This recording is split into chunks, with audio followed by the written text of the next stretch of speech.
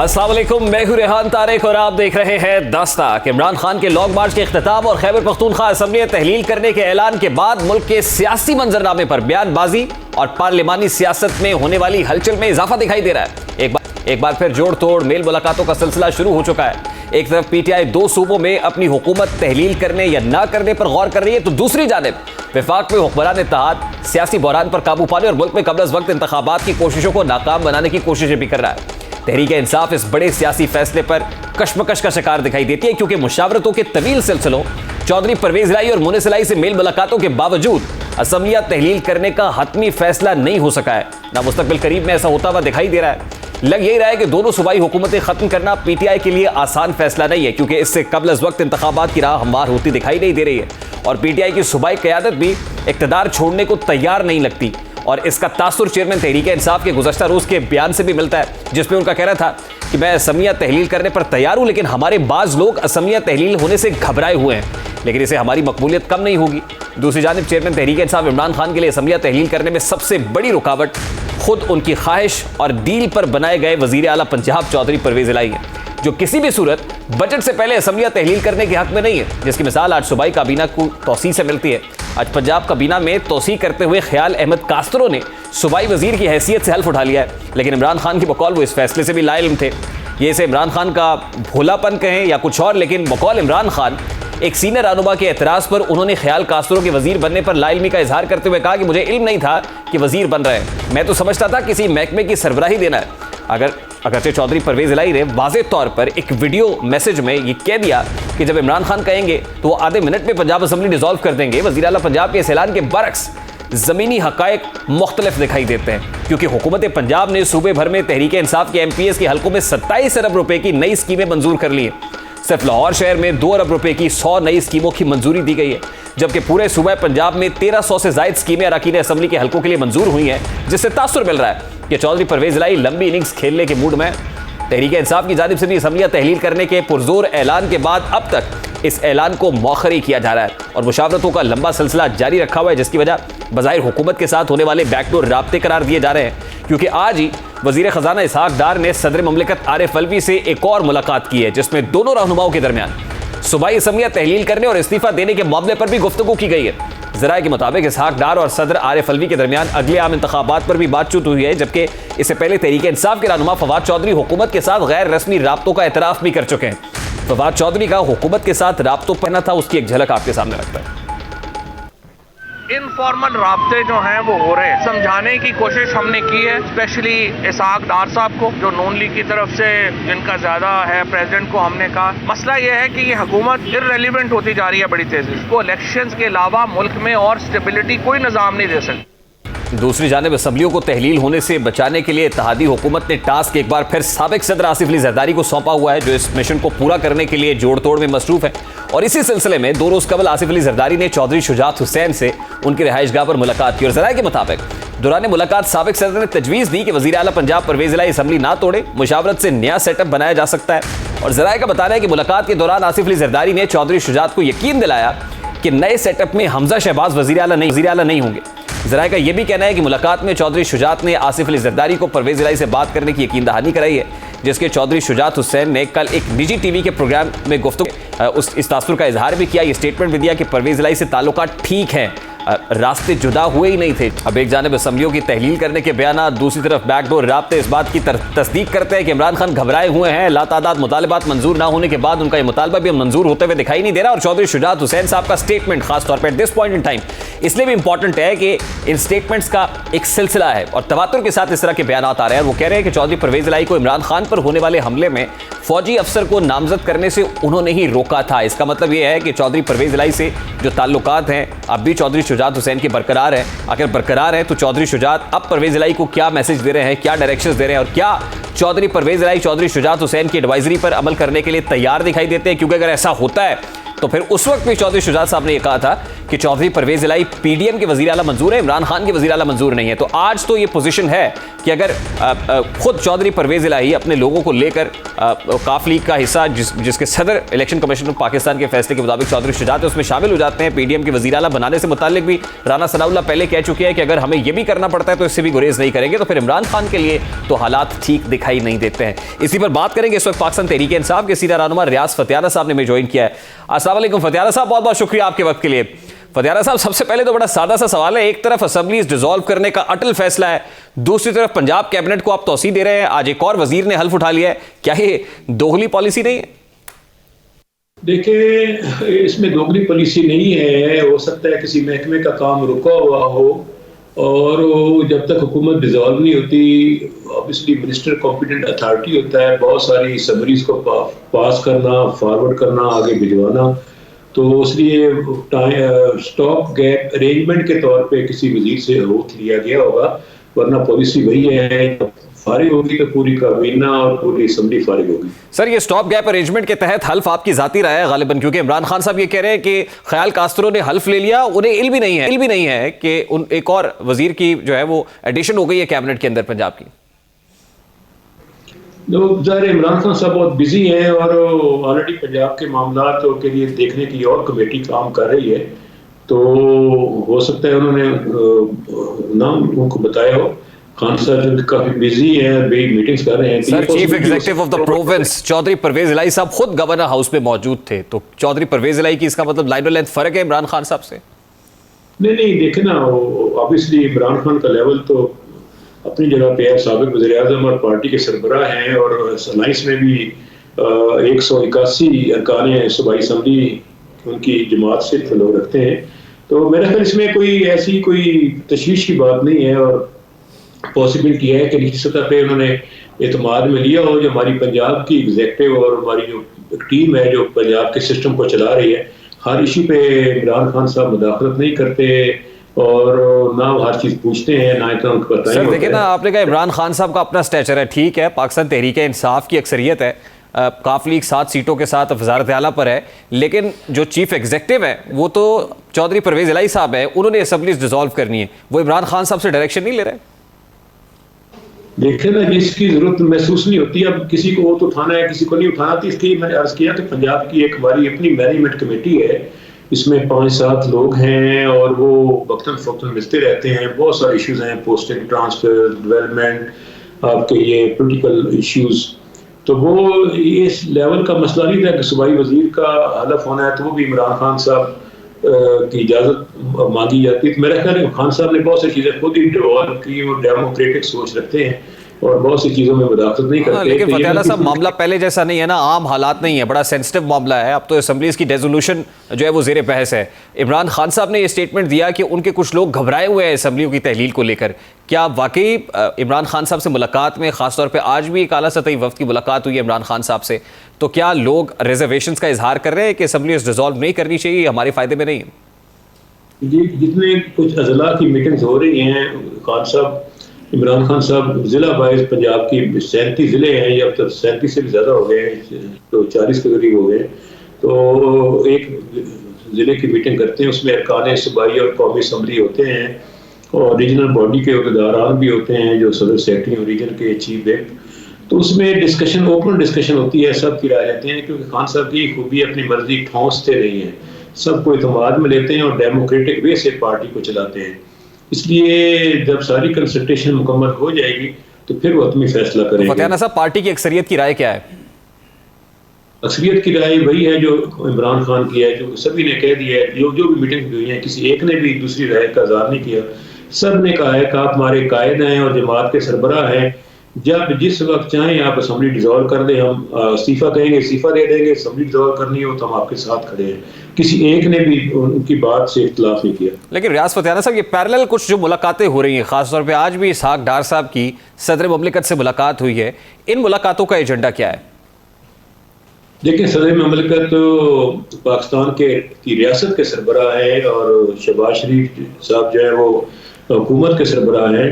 हुकूमत और रियासत के दरमियान एक तल्लुक होता है जो आइनी तल्लुक होता है, बहुत सारे इश्यूज होते हैं, आपको मालूम ही है।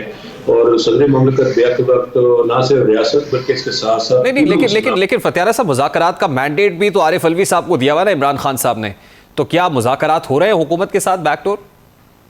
देखिए, मुज़ाकरात का सिलसिला तो हमेशा जारी रहता है, फ़र्क ये है कि उसका लेवल नीचे ऊपर होता रहता है। तो एज सच कोई हम तो इस बात पे तैयार हैं मुज़ाकरात के लिए कि अगर कोई कौमी सूबाई असम्बलियाँ एक ही दिन तोड़ने पे इत्तफ़ाक़ राय हो जाता है और वफाकी हुकूमत जो खुद उस वक्त परेशान है, आज 400 कंटेनर पिछले कई दिनों से पोर्ट पर पड़े हुए हैं और स्टेट बैंक से लेकर कोई भी कमर्शियल बैंक एलसी खोलने को तैयार नहीं है, मुल्क मुआशी बुरान का शिकार है, दिवालिया होने का खदशा है। वफाकी हुकूमत भी इन चीज़ों को इदराक रखती है, ज़ाहिर है वो भी चाहती है कि और चाहना चाहिए कि मुल्क के मफाद में। लेकिन फतियाना साहब, उसके लिए तो फिर आपको कौमी असम्बली में वापस जाना पड़ेगा, rather than dissolution of provincial assemblies आपको नेशनल असम्बली में जाना पड़ेगा, तो उसके लिए तैयार है आप? देखें, ये जमात का फैसला होना है। जमात ने एक फैसला किया है कि कौमी असम्बली से बाहर आना है, हम बाहर आ गए हैं। और उसके बाद पिछले 6 माह से हम असम्बली की तरफ बिल्कुल नहीं गए, किसी मीटिंग में या किसी सेशन में या स्टैंडिंग कमेटी में। अगर जमात कोई ऐसा फैसला करती है तो हम जमात के साथ खड़े हुए हैं, लेकिन ऐसा सच मुझे नज़र नहीं आता कि कोई पार्टी या जमात ये फैसला करने जा रही है कि वापस कौमी असम्बली में चली जाएं। हम तो ये कह रहे हैं कि कौमी असम्बली वाले भी हमारे साथ बैठे और सिंध, बलूचिस्तान और कौमी असम्बली समेत। लेकिन फतियाना साहब, अगर इलेक्शन फ्रेमवर्क पे बात करनी है, अगर इलेक्शंस किस तरह से होंगे, कौन कराएगा, निगरान सेटअप क्या होगा, केयर टेकर प्राइम मिनिस्टर कौन होगा, ये सारी बातें तो असम्बली के फोरम पर, पार्लियामान के फोरम पर होंगी ना। उसके लिए आपको असम्बली में जाना पड़ेगा। आप ये कह रहे हैं कि आपके ऑप्शंस में ये शामिल नहीं है? इसके लिए असम्बली का प्रेमिसेस नहीं लिखा हुआ आइन में कि जरूर कौमी असम्बली के बिल्डिंग में बैठ के आपने मीटिंग करनी है। वो कहीं भी हो सकती है, वो ऐवान सदर में भी हो सकती है और हो सकता है ये इसी सिलसिले। But why not national assembly sir? जी, कौमी असम्बली क्यों नहीं सर? कौमी असम्बली से ज्यादा बेहतर अप्रोप्रिएट फोरम कौन सा हो सकता है? नहीं, वो तो मैंने अर्ज किया, सेनेट भी है, कौमी असम्बली भी है, तो पार्लियामेंट हाउस है, ओवरऑल देखा जाए तो कहीं भी बैठा जा सकता है। कोई ऐसी जरूरी नहीं है तो, लेकिन आइन इस बात की पाबंदी नहीं करता कि फलां बिल्डिंग में बैठ के आपने मुज़ाकरात करने हो, कहीं भी बैठा जा सकता है। सादिक सजरानी साहब भी खासे मुतहर्रिक हो गए बतौर चेयरमैन सेनेट, वो भी कुछ मुलाकातें कर रहे हैं, तो बेसिकली इनसाइडर क्या है सर इन मुलाकातों का? देखें, ये तो किसी को शक नहीं होना चाहिए, पाकिस्तान में शदीद किस्म का गहरा सियासी बहरान है और सियासी बहरान के असरात मईशत पर बुरे पड़ रहे हैं और पाकिस्तान के मुफाद में है कि सियासी बहरान ख़त्म हो ताकि मुआशी बहरान ख़त्म हो। और उसके लिए मुज़ाकरात का अमल कोई भी रोल, क्योंकि सारे आइनी होते हैं। सेनेट का चेयरमैन अगर सदर ममलकत पाकिस्तान ना हो तो कायम काम सदर भी होता है और वो दो जो फोरम है असम्बली के, पार्लियामेंट के, सेनेट ऑफ पाकिस्तान और कौमी असम्बली, दोनों पहिए हैं जमहूरियत के और पार्लियामेंट के, और जो भी रोल अदा कर रहा है इसमें कोई हर्ज नहीं है। अगर मैं समझता हूँ कि कोई भी शख्स, वो जरूरी नहीं कि पार्लियामेंट के अंदर हो या बाहर हो, किसी भी हुकूमत या अपोजिशन से मुज़ाकरात करने में पेशरफ के लिए कोई तैयार। लास्टली देखिए ना, पंजाब असम्बली के अंदर भी जो मेंबर प्रोविंशियल असम्बलीज है उनको बजट एलोकेशन, नेक्स्ट बजट की तैयारी, इस हवाले से भी चौधरी परवेज इलाही कैटेगोरिकली कह चुके हैं कि हमें बजट पेश करना चाहिए। तो अभी लग नहीं रहा है, और लग तो यही रहा है कि जैसे चौधरी परवेज इलाही कह रहे हैं कि 4 महीने से पहले तो असम्बलीज डिसॉल्व होने का कोई इम्कान मौजूद नहीं है ग्राउंड रियलिटीज को देखते हुए। देखिए, रूल ऑफ बिजनेस के मुताबिक दिसंबर में मिड टर्म बजट रिव्यू होता है और जनवरी से बजट पर की प्रपोजल बनाना होती है। ब्यूरोक्रेसी रियासत का हिस्सा है, हुकूमत का हिस्सा नहीं होता और ये एक रूल्स ऑफ बिजनेस का हिस्सा है। उसके जरूरी होता है कि वज़ीर आला कहें तो फिर वो बजट बनाना शुरू करते हैं। तमाम इदारे जो हैं, planning and development department, finance और चीफ सेक्रेटरी, ये अपना काम करते रहते हैं। उसी सिलसिले की कड़ी है कि ब्यूरोक्रेसी जो है वो अपना काम शुरू कर चुकी है बजट 2023-24 का। तो ये कोई अनहोनी बात नहीं है, ये हमेशा से ऐसा ही होता आता है। तो ये नहीं मतलब कि अगला यानी आपको लग रहा है, आपकी जाती राय में, असम्बलीज की डेजोल्यूशन से पेशतर ही कोई ना कोई मामला तय पा जाएंगे, मुज़ाकरात की तरफ बात चली जाएगी?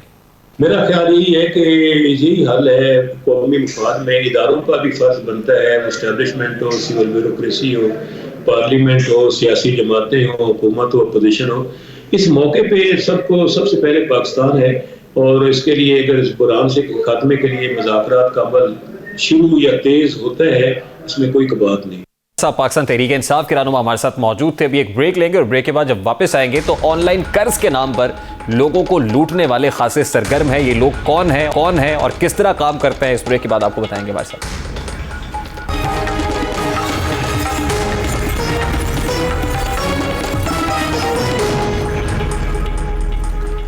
Welcome back. आजकल सोशल मीडिया पर ऑनलाइन कर्ज फराहम करने के नाम पर दर्जनों ऐसी ऑनलाइन एप्लीकेशंस हैं जो आवाम को आसान कर्ज के हुसूल के नाम पर न सिर्फ लूट रही हैं बल्कि उनके इंतहाई जाती डेटा तक रसाई हासिल करके उनको ब्लैकमेल करने में मसरूफ दिखाई देती है। इसमें बरवक्त ऐप है, Barwaqt easy loan, olive cash, loan PK समेत इजी लोन जैसी कई दूसरी ऑनलाइन एप्लीकेशंस हैं जो इस धंधे में सरगर्म है और लोगों को कर्ज के नाम पर लूट रही हैं। इनमें ज्यादातर कंपनियां 10,000 से 50,000 रुपए तक कर्ज फराहम करती हैं और इन कंपनियों की जानिब से तेज, आसान, बरवक्त तरीकों से कर्ज देने के इश्तिहारात सोशल मीडिया पर चलते हैं, जिसमें कर्जा लेने वाले ख्वाहिशमंद अफराद को 1 से 2 दिन में कर्जे की सहूलत देने की पेशकश की जाती है। इसके अलावा ये कंपनीज अपने इश्तिहार में 90 से 180 रोज तक की मुद्दत के लिए कर्ज देने की तशहीर करती हैं और कर्ज देने से कबल शरह सूद, वापसी का शेड्यूल, सर्विस चार्जेस, किसी भी किस्म की मालूमात फराहम नहीं की जाती। मामूली वेरिफिकेशन के बाद सारिफ को इब्तदाई तौर पर 5 से 10,000 रुपए का कर्ज फराहम किया जाता है। ऑनलाइन ऐप पर जब कोई कर्जे के लिए अप्लाई करता है तो सबसे पहले उसे कंपनी की जानिब से सही मालूमात फराहम नहीं की जाती।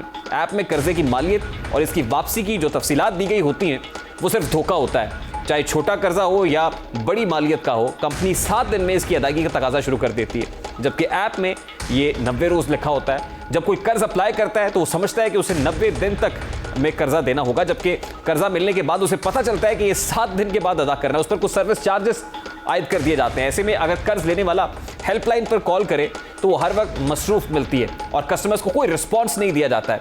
अगर कर्ज दहिंदा पैसे वापस ना कर सके तो उसे एक्सटेंशन मनी के नाम पर उससे पैसे वसूल किए जाते हैं ताकि कर्ज की अदायगी के लिए हफ्ता 10 दिन की तौसीह दी जा सके और ये रकम इससे अलहदा होती है जो कर्ज के तौर पर हासिल की गई होती है। अगर कोई कर्जा अदा नहीं कर पाता तो उसे धमकियां भी दी जाती हैं और इसके रिश्तेदारों को फ़ोन पर बताया जाता है ताकि वो शख्स जहनी अजियत का शिकार हो, यानी उसको हरास किया जाता है। इन एप्लीकेशंस का आसान शिकार कम पढ़े लिखे लोग, घरेलू खवातीन और मजबूर ज़रूरतमंद मर्द होते हैं जो उनके इश्तिहारबाजी के चक्कर में एप्लीकेशन डाउनलोड करते हैं, उन्हें अपनी निजी मालूमात फराहम कर देते हैं जैसा कि शनाख्ती card number, phone number, address, account number, mobile phone की एक्सेस वगैरह। कई ख़वातीन और हज़रात ज़रूरत ना होने के बावजूद महज रजिस्ट्रेशन के दौरान ही कर्ज हासिल कर बैठते हैं और फिर उन्हें 5 से 7,000 के इस कर्ज पर महज 5 दिन की मुद्दत में 2 से 2,500 रुपये सूद के तौर पर अदा करने पड़ते हैं। ये नहीं बल्कि मीडिया पर कई ऐसे वाक़यात रिपोर्ट होते रहे हैं जिनमें सादा लो या मजबूर अफराद को कर्ज के नाम पर लूटा जाता रहा या उन्हें ब्लैकमेल किया जाता रहा हो। एक्सटेंशन मनी के नाम पर उनको 10 दिन की मोहलत देने पर कसीर रकम का मुतालबा किया जाता है और यही नहीं है बल्कि एप्लीकेशन इंस्टॉल करने के बाद जिस तरह मोबाइल फ़ोन की एक्सेस ली जाती है उससे जराइम पेशा अफराद आपकी फ़ोन गैलरी और उसका कंटेंट इस्तेमाल करके ना सिर्फ लोगों को ब्लैकमेल करते हैं बल्कि अपने करीबी रिश्तेदारों को फ़ोन करके भी हरासा करते हैं। ये लोग कैसे ऑपरेट करते हैं, ये असल में है क्या, इस स्कैम के डसे हुए मुतासरा शहरी अली रज़ा इस वक्त हमारे साथ टेलीफोन लाइन पर मौजूद हैं और इस यकीन दहानी के साथ है कि उनकी शनाख्त ज़ाहिर नहीं की जाएगी। अस्सलाम वालेकुम अली रज़ा, बहुत बहुत शुक्रिया आपके वक्त के लिए। सबसे पहले तो ये बताइएगा कि आपने किस एप्लीकेशन को इस्तेमाल करते हुए कब और कितना लोन हासिल किया था? मजबूरी के तहत लिया था मैंने 30,000 रुपये लोन और इजी लोन के ऐप से नाम ये है और उसके साथ बरवक्त भी है और इजी लोन भी है। ये ऐसे लोग हैं कि लोन ले लेते हैं लेकिन बाद में इतना को तंग करते हैं ना, आपकी दोस्त से भी मैं बता नहीं सकता आपको कितना को परेशान करते हैं, घर वालों को ब्लैकमेल करते हैं। आपको 3,000 रुपए चाहिए था, आपको 3,000 दे दिया गया, उसके बाद आपको किस तरह से हरास किया? सर वैसे इस वजह से किया था, मैंने जब लोन लिया था तब एक इनके ना एक पैटर्न है लोगों को लूटने का, लूटने का ये तरीकेकार है। जब आपने लोन ऐप डाउनलोड की है ना तो वो उससे ये होता है कि आपने हर चीज पे अलाउ करना है। अगर आप अलाउ नहीं करेंगे आपको लोन नहीं मिलेगा। मजबूरी के तहत मैंने सब कुछ अलाउ कर दिया था, जैसे कि फोन नंबर्स हो गए, तस्वीरें हो गई, वीडियो हो गई। ठीक, आप ये कह रहे हैं कि 3,000 रुपए आपको चाहिए था, 3,000 का लोन इन्होंने अप्रूव किया लेकिन 3,000 मुकम्मल नहीं मिला, 2,400 कुछ रुपए आपको दिए गए और उसके बाद उनकी टर्म्स एंड कंडीशंस ये थी कि हर हफ्ते बाद आपसे 600 रुपया लेंगे। तो जो 600 रुपया ले रहे थे वो किस जुमरे में ले रहे थे, वो किन मद में चार्जेस कट रहे थे आपके? सर वो सूद के मद में चार्ज कर रहे थे कि अगर आपको ये अपना लोन भराना है, मतलब कि आपको ये आगे टाइम चाहिए, लोन आपको पे करने के लिए आगे टाइम चाहिए, कि आपके पास पैसे नहीं है, आपको टाइम चाहिए, और टाइम के लिए मुझे हर हफ्ते 600 रुपये जमा करवाना पड़ता था। 600 जहाँ जमा करवाता तो वो समझ लो कि मेरी शामत है। हाथापाई भी हुई है, लड़ाई भी हुई है मेरी उस चैन चक्कर के, जब मेरे बनवाई को, मेरी सिस्टरों को, ताकि मेरी अम्मी को, मेरी सब रिश्तेदारों को उन्होंने कॉल करके इतना कुछ रील किया और तंग किया। जब तक मैंने पैसे नहीं जमा करवा दी, और मैंने 3000 लिया था और 6000 कुछ रुपए मैं जमा करवाया, मतलब कि 3000 वो लिया, 600 वो कटवाया, फिर एक हफ्ता इस्तेमाल किया, फिर 600 कटवाया, मतलब कि 4 से 5 हफ्ते मैं पैसे नहीं दे सका। हर हफ्ते मुझे 600 रुपये जमा करवाना पड़ा, और 600 रुपये जब मेरे पास पैसे आए, मुझे वो 6000 तो वो 3000 तो वो चला गया जो सच गया था हर हफ्ते, और 3000 रुपये जब तक मैंने जमा नहीं करा दिया, वो 3000 का 3000 वहां का वहां ही था। लेकिन 180 रोज का वक्त तो उन्होंने आपको इसकी अदायगी का दिया था ना, कि 3000 रुपये आप 180 रोज तक अदा कर सकते हैं। वो जो 600 हर हफ्ते आपको जमा कराने पड़ रहे थे, वो 180 रोज गुजरने के बाद जमा कराने पड़ रहे थे, या उससे पहले ही ये कटौती शुरू हो गई थी? यानी कि आज मैंने लोन लिया जी, आज मैंने लोन लिया, एक हफ्ते बाद में ये तंग करना शुरू कर दिया, भैया आपके पास टाइम थोड़ा, आपके पास एक दिन रह गया, आप पैसे जमा करवाएं। यानी पेशतर इससे कि 180 रोज गुजरते उन्होंने पहले ये कटौती शुरू कर दी और आपको तंग करना शुरू कर दिया। 180 दिन 6 दिन नहीं गुजरे, उन्होंने हमें तंग करना शुरू कर दिया। ये शराइत आपको पहले नहीं बताई गई थी? बिल्कुल नहीं बताई गई थी, सब कुछ उन्होंने कहा था कि आप बेफिक्र हो जाए। मतलब कि किस्में इतनी बड़ी खा ली है कि आपको मैं बता नहीं सकता कि इतनी बड़ी उन्होंने किस्में खाई थी। अल्लाह पाक की किस्में, कुरान की किस्में, रसूल की किस्में, पता नहीं किस किस्में डाल के हमसे इन्होंने मतलब के अलाउ सारा कुछ करवाया। फोन में भी बात होती थी, सारा कुछ होता रहा। अच्छा, ये आपने पता लगाने की कोशिश की कि ये लीगल है, इनका दफ्तर कहाँ है, कौन लोग इसके साथ मुंसलिक हैं जो इसको चला रहे हैं? सर मैंने 2 से 3 हफ्ते इनका दफ्तर ढूंढा, मुझे नहीं ढूंढा। एक हफ्ता के इनका जो सा एम्प्लॉय था उसकी मेरी मुंह मारी हो गई थी, गाली गलौच हो गई थी, सब कुछ हो गया था। जैसे ही लोन आपने उसको रिटर्न किया, वो नंबर गैप, वो सारा कुछ, हर चीज गैप हो जाती है, वो नंबर ब्लॉक हो जाता है, बंद हो जाता है, आप उस पर दोबारा कॉल कर ही नहीं सकते। अच्छा, आपसे वो 600 रुपए की अदायगी नहीं हो रही थी हर हफ्ते, उस अदायगी के लिए क्या तरीकाकार, क्या हरबे इस्तेमाल किए गए इनकी जानिब से? सर मैं आपको बता तो नहीं सकता, क्योंकि घर का मसला था, क्योंकि बनवाई को भी तंग करते थे, उल्टे पुल्टियां बातें करते थे। मैं तो बर्दाश्त कर रहा था क्योंकि मैंने लोन लिया हुआ था, लेकिन मेरी बर्दाश्त से भी हाथ बाहर हो गया था। कौन रिप्रेजेंटेटिव था जो आपसे बात करता था उनकी तरफ से? सर एम्प्लॉय थे, जैसे आम एम्प्लॉय होते हैं कि किसी दफ्तर में काम करने, उनके बंदे रखे हुए थे, तो वो बार बार तंग करते थे। एक ने कॉल की, मतलब कि एक फोन नंबर से कॉल नहीं आती थी, फिर इन्होंने एंड आर के लड़की का जरिया लिया, तो उसने मुझे रोना धोना सुनाया कि जी मेरे वाल बीमार है, मेरी अम्मी हॉस्पिटल है, मेरी फलानी है, मेरी ये है, मेरी इन्होंने सैलरी लो के लिए, आपकी मेहरबानी मुझे ना पैसे करवा दें, अगर पैसे नहीं है तो मुझे 600 करवा दें, अगर 600 भी नहीं है, जितने आपके पास है उतने करवा दें। मेरे पास 400 कुछ रुपए थे उस टाइम के, आज से 7 थोड़ी देर दिन पहले, महीना पहले ना, मेरे पास थे पैसे, और क्या कहते हैं, मैंने उनको पैसे के, उसने अपने पास से पैसे जमा करवा के फिर 600 जमा करवाया, फिर 3-4 दिन बाद मेरे पास पैसे आए, फिर मैंने 3000 उसको जमा करवाया, फिर उसके बाद उसका भी नंबर बंद हो, जो सा लड़का था उसके भी बंद, मेरे पास 6-7 नंबर थे, वो उस पर मैंने दोबारा कॉल की, उसके बाद सब कुछ नंबर बंद, कोई राब्ता नहीं, कोई चैन चक्कर नहीं, कुछ भी नहीं था उनके साथ। बहुत बहुत शुक्रिया। ऑनलाइन कर्ज स्कैंडल से डसे हुए मुतासरा शहरी अली रजा की गुफ्तगू आपने सुनी, और ये आपने जाना कि वो कितना परेशान है। इस वक्त लीगल एक्सपर्ट अमरीन कुरैशी साहिबा, बैरिस्टर अमरीन कुरैशी साहिबा हमारे साथ मौजूद है, उनसे बात करते हैं। अस्सलाम वालेकुम बैरिस्टर साहिबा, बहुत बहुत शुक्रिया आपके वक्त के लिए। आपने भी अली रजा की गुफ्तगू सुनी।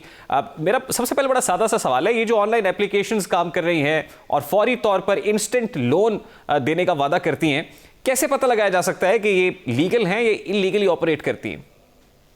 वालेकुम सलाम जी। देखिए, कानूनी तौर पे सबसे पहले वैसे भी आपको एक चीज़ ज़रूर होनी चाहिए, पता होनी चाहिए, वो ये है कि आपको बैकग्राउंड चेक करना बड़ा ज़रूरी है।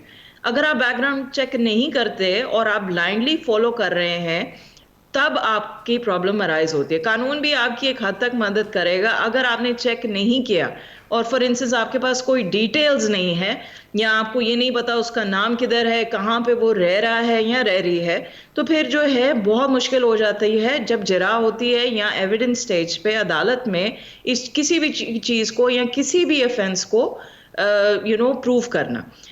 एक चीज जो होती है as a matter of precautions जो होते हैं वो आपको उस देखने पड़ते हैं, जो है सबसे पहले क्रेडेंशियल्स देखें, कौन बात कर रहा है, क्या उसकी आईडी है, किधर रह रहा है, क्या उसका नंबर है, आगे पीछे किसी को जिसको आप ट्रस्ट करते हैं आप उससे बात करें।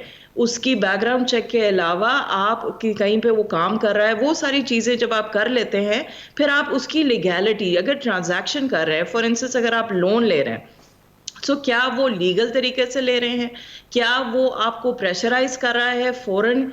आप इन स्कैम्स में देखेंगे कि एक बहुत जो हाईलाइट जो चीज़ है वो ये है कि आपको प्रेशराइज किया जाता है कि फौरन पेमेंट करें। पेमेंट का मेथड क्या है, क्या एक कोई आपको कह रहा है कि बाय कैश दे दें, बाय हैंड दे दें, ये सारे जो हैं ये रेड फ्लैग्स होते हैं, ये वार्निंग साइंस होते हैं। और अगर आपसे कोई भी इस तरीके से आपसे कोई कुछ कहे तो ये आपके लिए एक वार्निंग है कि आप अगर इसके साथ ट्रांजैक्शन में कोई किसी भी किस्म की ट्रांजैक्शन करेंगे, मोस्ट लाइकली ये एक फ्रॉड जो है, फ्रॉडुलेंट स्कैम। देखिए ना, जो जरूरतमंद है, जिसको पैसों की जरूरत है, उसको तो फौरी तौर पर पैसे चाहिए, वो जांच पड़ताल में नहीं जाता है बाज़ औक़ात। और हमने ऐसे बहुत सारे केसेस देखे हैं कि बहुत कम, बड़ी माइनर है जो कर्ज की रकम है, 3,000-4,000 रुपए कर्ज लिया और उसके बाद कई महीने तक वो अदायगियां करते रहे और रकम वहीं की वहीं रहती है। अब ये फरमाइएगा कि ये जो एप्लीकेशंस काम कर रही हैं, इनको करने के लिए जैसे माइक्रो फाइनेंस बैंकिंग के अंदर इनको स्टेट बैंक ऑफ पाकिस्तान से रजिस्टर कराना पड़ता है, क्या ये एफिलिएटेड हैं स्टेट बैंक से, क्या रेगुलेटर इनको रेगुलेट कर रहा है या नहीं, ये कैसे पता लगाया जा सकता है? आपका जो स्टेट बैंक है वो आपको सारी इंफॉर्मेशन जो है आप स्टेट बैंक के थ्रू आप इसको आप ले सकते हैं। जो बैंक जहाँ पे ट्रांजैक्शन जहाँ पे हो रही है वहाँ पे आप जाके कर सकते हैं। ये सारी जो है ये डॉक्यूमेंटेड एविडेंस होती है या डॉक्यूमेंट्री इसकी पूरी इस पे रिकॉर्ड्स होते हैं जो आपको चेक करनी चाहिए। बैकग्राउंड चेक, अगेन क्रेडेंशियल्स जो हैं वो चेक करने चाहिए, चाहे वो रजिस्टर्ड है या नहीं रजिस्टर्ड। ऑब्वियसली केसेस जो आ रहे हैं मेजॉरिटी वो हैं जो रजिस्टर्ड नहीं है स्टेट बैंक के साथ, और इसीलिए बहुत ज़रूरी है कि आप जो है पहली बात ऐसे ट्रांजैक्शंस या इस टाइप की जो स्टेप्स हैं वो ना लें। ये बहुत ही गलत काम है और ये आपको आगे बहुत नुकसान पहुंचा सकता है और आपकी रिकवरी भी होना वो सालों साल लग जाते हैं। आपको पता है अदालतों के क्या सिस्टम है, तो अगर आप अदालत में जाएंगे तो आपको सालों साल लग जाएंगे। तो इसकी रेमेडी क्या है? वो लोग जो मुतासरीन हैं, हमसे राब्ता कर रहे हैं, उनको क्या कहेंगी? अब वो क्या, कैसे, how can they get away with this now? देखें, क्योंकि फॉर इंस्टेंस बाय कैश आपने दिया है, सबसे पहले जो प्रॉब्लम अराइज हो रही है और जो लोग जो बात भी करते हैं वो यही है कि हमारे पास कोई प्रूफ नहीं है कि बैंक टू बैंक नहीं हुआ, हमने कैश दिया। उसके लिए आपके पास 2-3 मेजर रेमेडीज हैं। सबसे पहले आप ऑर्डर 37 ऑफ CPC में suit for recovery of money जो है वो कर सकते हैं। उसके अलावा जो मुतल्लिका थाना है वहाँ पे आपने फ्रॉड की 420 या आई वुड से कि इसमें क्रिमिनल ब्रीच ऑफ ट्रस्ट जो है वो उसकी section 406 of Pakistan penal code, उसमें आप जो है जा सकते हैं और आप क्रिमिनल जो है जो इंक्वायरी है वो शुरू करा सकते हैं। अगेन क्रिमिनल में चीटिंग और डिसेप्शन, इंटेंट, डिसऑनेस्ट होना बहुत जरूरी है। अगर नहीं होते तो वो फिर खारिज हो जाता है। कता कलामी के लिए माजरत बैरिस्टर साहिबा, लेकिन देखिए जिसको 2-3 हज़ार रुपए चाहिए हैं वो कहाँ क्रिमिनल प्रोसीडिंग्स में या कानूनी चाराजोई में जाएगा? जिसके पास पहले ही पैसे नहीं है वो वकला को देने के लिए फीस कहाँ से लाएगा? बिल्कुल, मगर कुछ लोग हैं जो प्रोबोनो करते हैं और शायद मुझे नहीं लगता, आई थिंक लोगों को ये नहीं पता कि आप अदालत में खुद भी अपेयर हो सकते हैं। आप एडवोकेट की आपको ज़रूरत नहीं होती, आप एप्लीकेंट इन पर्सन भी जा सकते हैं। सो दैट्स ऑब्वियसली कुछ ऐसे हैं जो फ़ी नहीं चार्ज करते, मगर आप थाने तो जा सकते हैं, आप FIR वहाँ पे कटा सकते हैं। और ये तो स्टेट है, स्टेट रिस्पॉन्सिबल होती है जब क्रिमिनल मैटर्स होते हैं, और स्टेट जो है वो इंश्योर करती है कि आपकी जो सिक्योरिटी है वो उसको फराहम करे। Obviously, on paper, the state is responsible, और ताकि वो इन्वेस्टिगेशन पुलिस वगैरह शुरू करे। वो चीज़ें तो हैं। बहुत बहुत शुक्रिया बैरिस्टर अम्बरीन कुरैशी साहिबा हमारे साथ मौजूद थी। गुफ्तगू आपने सुनी। पेशतर इससे कि कर्ज के हुसूल के बाद एक मामूली सी रकम लेने के बाद आपको दर्द सर हो जाए, सर पीटना पड़े, आपको सोसाइटी के अंदर जो है वो हरासमेंट का सामना हो और आपके रिलेटिव्स को फ़ोन कॉल्स करके जो है उनको भी धमकाया जाए, इससे पेशतर वेरिफिकेशन बहुत ज़रूरी है, जांच पड़ताल बड़ी अहम है और यही एक रेमेडी फिलहाल इसकी दिखाई देती है कि इससे बचा जाए, इससे गुरेज किया जाए। अभी एक ब्रेक लेंगे और ब्रेक के बाद जब वापस आएंगे, अरशद शरीफ कत्ल केस में कुछ होशरुबा इंकशाफात सामने आए हैं। सुप्रीम कोर्ट ऑफ पाकिस्तान में आज इन्वेस्टिगेशन रिपोर्ट भी सामने रख दी गई है। रिपोर्ट में क्या बताया गया आपके सामने रखेंगे, इस ब्रेक के बाद हमारे साथ रहिए।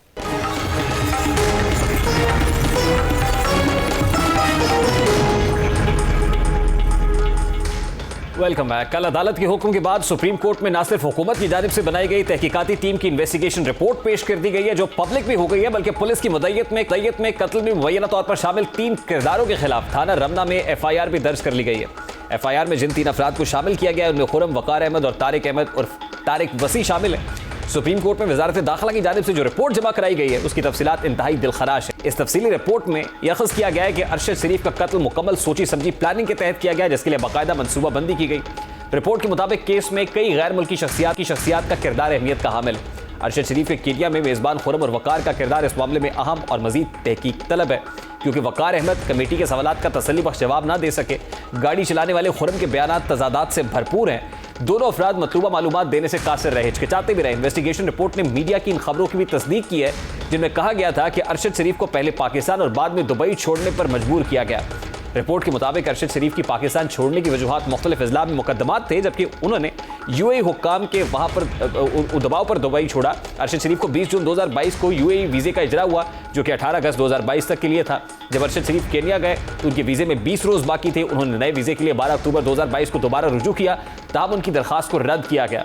रिपोर्ट में इंकशाफ किया गया है कि अरशद शरीफ के कत्ल में केनिया के GSU के एहलकार इस्तेमाल हुए, जिन पर माली या जबरी दबाव था। और रिपोर्ट के मुताबिक वकार के केनिया पुलिस और इंटेलिजेंस इदारों के साथ राब्ते भी थे। अब इस रिपोर्ट के अंदर इंतहाई होशरुबा इंकशाफात मौजूद है। आज सुप्रीम कोर्ट ऑफ पाकिस्तान में अरशद शरीफ की जो वालिदा मोहतरमा है उन्होंने भी अपना स्टेटमेंट जमा करा दिया है, एक रिटन लेटर भी दिया गया है, जबकि दूसरी तरफ GIT भी दोबारा कॉन्स्टिट्यूट करने का हुक्म दिया गया। अब देखना यह है कि दोबारा GIT बनती है तो इस केस की तहकीकात क्या रुख इख्तियार करती है। प्रोग्राम का वक्त अपने इंतजाम को पहुंचा, आपसे मुलाकात होगी इंशाल्लाह कल। अपना रखिए ख्याल, अल्लाह हाफ़िज़।